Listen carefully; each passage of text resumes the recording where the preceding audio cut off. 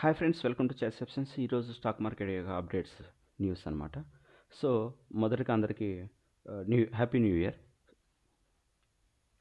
So Bajaj auto share తగ్గుదల. So ఇక్కడ చూస్తే కన్నా బజాజ్ ఆటో షేర్ వచ్చేసి 2% పడిపోయినాయి. ఈ డిసెంబరు వచ్చేసి హోల్సేల్ ప్రకారము 2% పడిపోయిందనమాట. ఈ దేశీయ విక్రయాల ప్రకారము 15% క్షీణించింది. మళ్ళీ వచ్చేసి ఎగుమతులు 18% పెరిగినాయి ఇక్కడ. సో గత 3 నెలల్లో బజాజ్ ఆటో షేర్ వచ్చేసి మోర్ దాన్ 29% ఇక్కడ వచ్చేసి పైగా పడిపోయింది. సో నెక్స్ట్ బీఎస్సీ ఎస్ఎంఈ ఎస్ఎంఈలో ఐపీఓ వచ్చేసి లియో డ్రై ఫ్రూట్ మరియు మసాలాలు అనేసి ఒక ఐపీఓ లిస్టెడ్ అయింది అనమాట. జనవరి 1 నుంచి వచ్చేసి ఇది సభ్యత్వం కోసం తెరవబడింది. జనవరి 3 మూసివేయబడుతుంది.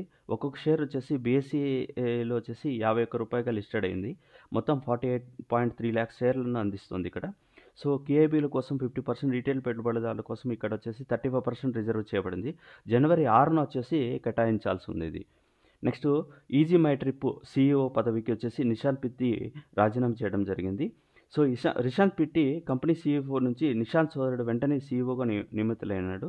సో నిషాంత్ పిత్తి తన వాటాను విక్రయించాలని యోచించింది. మనీ కంట్రోల్ వచ్చేసి ఇక్కడ అప్డేట్ చేయడం జరిగింది.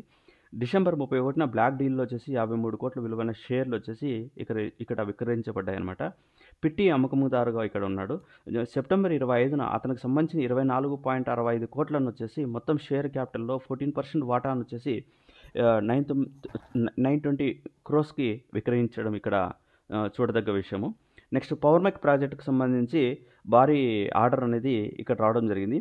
హైదరాబాద్ కేంద్రంగా పనిచేసే పవర్ మెక్ ప్రాజెక్ట్ కంపెనీకి అదానీ పవర్ నుంచి 291 కోట్ల భారీ ఆర్డర్ను ఇక్కడ రప్పించడం జరిగింది. ఈ ఆర్డర్ ద్వారా ఛత్తీస్గఢ్లో అదానీ పవర్ కంపెనీకి సంబంధించిన 1321 మెగావాట్ల కార్పో థర్మల్ ప్రాజెక్టుకు వివిధ సేవలను అందించినట్లు పవర్ మెక్ ప్రాజెక్ట్ జరిగిందనమాట. సో ఈ పవర్ మెక్ ఆర్డర్లో వచ్చేసి ఓవర్ హోల్సింగ్ సేవలు కానీ, కండిషన్ అసైన్మెంట్ సేవలు కానీ, ఎరెక్షన్ సేవలు కానీ, టెస్టింగ్ సేవలు కానీ పవర్ మెక్ ప్రాజెక్ట్ వచ్చేసి చూస్తూ ఉంటుంది. సో బలమైన ట్రేడింగ్ వాల్యూ స్టాక్ ఒప్పనకు సహాయపడ్డాయి అన్నమాట. నెక్స్ట్ పోతే ముతూట్ ఫైనాన్స్ గోల్డ్ లోన్, దీని పనితీరు వచ్చేసి బాగా మెరుగుపడింది అనేసి ఇక్కడ ఒక న్యూస్ అనేది మనకి రావడం జరిగిందనమాట. వచ్చేసి Q2లో వచ్చేసి దాదాపు 28% రుణాల వృద్ధి రావడం జరిగింది.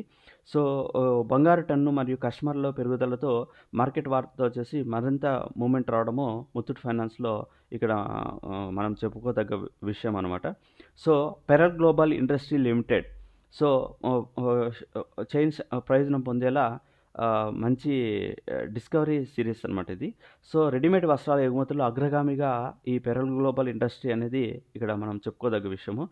సో దీనికి సంబంధించి సమగ్ర వ్యాపారం నమూనా మౌల దేశము పరిష్కారాలకు ఇది అందిస్తుంది అనమాట. నెక్స్ట్ ఈ ఇండో ఫార్మా ఎక్విప్మెంట్ ఐపీఓ వచ్చేసి సెకండ్ డేకి రావడం జరిగిందనమాట ఇది. సో ఇక్కడ ఇష్యూ పబ్లిక్ స్క్రిప్ట్ కోసం డిసెంబర్ 31న ప్రారంభించబడింది. జనవరి 2న ముగుస్తుంది ఇది. బుక్ హోల్డింగ్ ఇష్యూ నుంచి 260 కోట్లకు సేకరించాలని కంపెనీ లక్ష్యంగా వచ్చేసి ఇది పెట్టుబడి ఇది అనుకోవడము ఇక్కడ చెప్పుకోదగ్గ విషయం. మరిన్ని అప్డేట్ కోసం ప్లీజ్ వాచ్ మై ఛానల్.